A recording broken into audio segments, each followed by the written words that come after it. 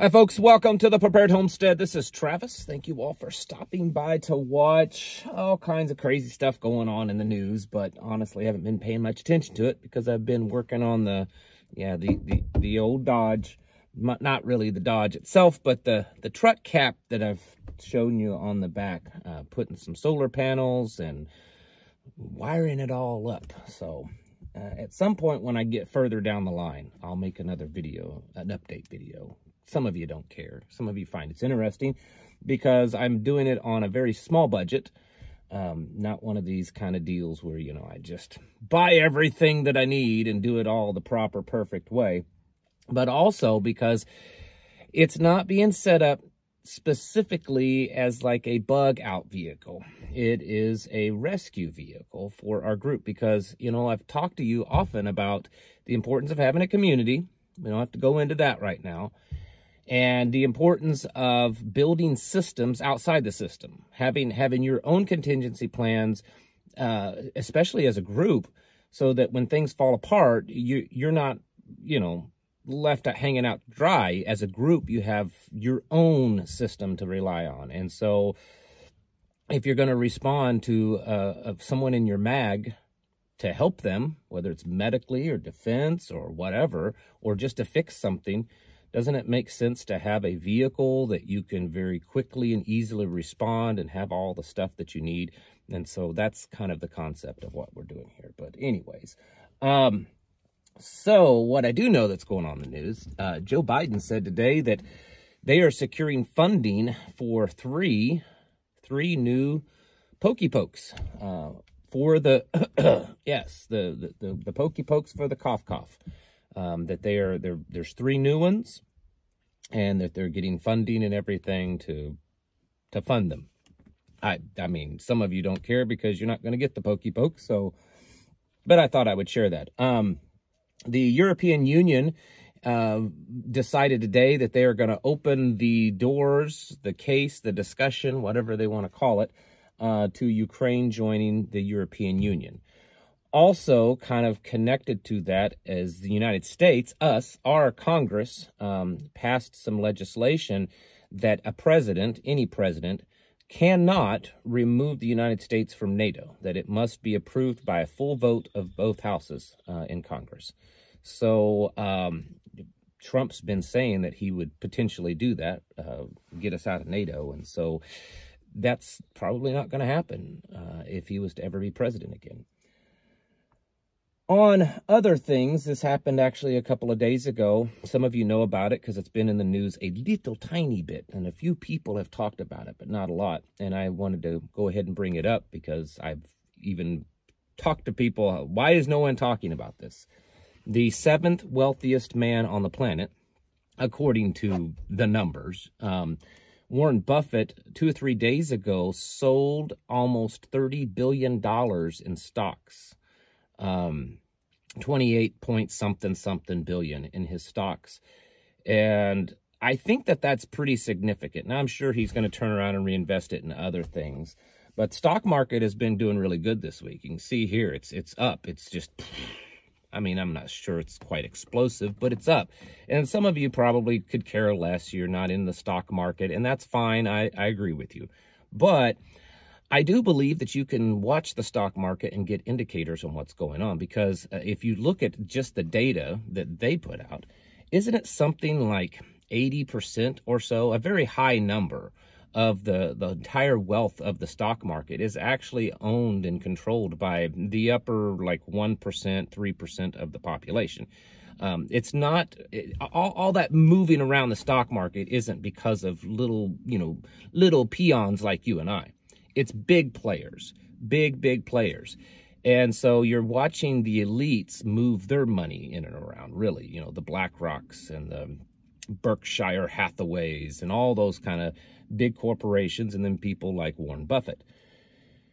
So this is a guy that's made a big bulk of his wealth on the stock market. You know, he didn't invent a big product. He didn't, you know, start Tesla or SpaceX or Microsoft or anything else like a lot of these other big billionaires. He did it by getting in the stock market. That's where the big bulk of his wealth is. And since that's the case, him liquidating that amount of his wealth, that's a pretty good chunk of his wealth, something like a sixth of his wealth, a fifth or sixth of his wealth. I think that's a big indicator. That movie that I never can remember the name of it, that's been such a hot topic in the last few days, the Obama one.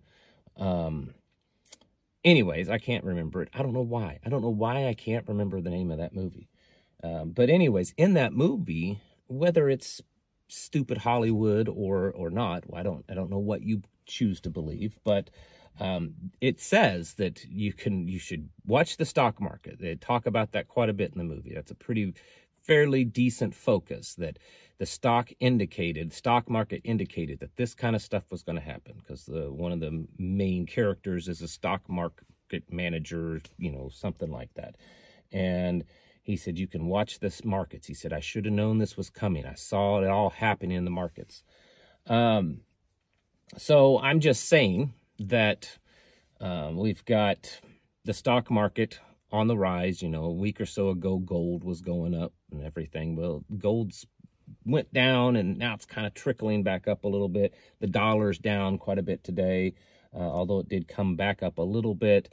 But I think that there's something there. I think we should be aware of what's going on, because it could be an indicator. Now, I'm not saying that means that in the next day or 2 or 3 or whatever that everything's going to fall apart. I'm just saying that when a major player in the stock market, like Warren Buffett, sells out almost $30 billion of his stock holdings, probably should pay attention to that. Something's up, right? And even if it's not this time, I wanted to bring it up because it's a good topic to talk about. Even if you're not a stock market player. I did when I was young. I tried it out. I probably should have stuck with it. I probably could have made a lot of money, but I didn't. But I understand it a little bit. But even though I don't fully understand and have absolute knowledge on the stock market, and I'm not trading and playing the stock market, I do watch videos of experts in the stock market occasionally, and I keep up on the news, because I know that is an indicator. Can potentially be an indicator before a collapse, especially if it's an orchestrated, not a black swan event. And, well, most of them, that's probably what it's going to be. So I wanted to share that with you, that it's interesting. One of the wealthiest men in the world just liquidated a whole bunch of his wealth, got it out of the stock market. And, of course, stocks are going up. Also, last thing in the news, we had a very large solar flare, an X-Class 2.8. I think Suspicious Observers is releasing a video. In fact, his video may come out before this video this evening, but I would encourage you, he posted that he was going to do a video this evening, talk about it. I would encourage you to watch that. They're saying it's the largest solar flare since, I think, 2014 or 2017, something like that. A pretty big one. There's already been reported radio outages on the shortwave bands in certain parts of the Northern Hemisphere.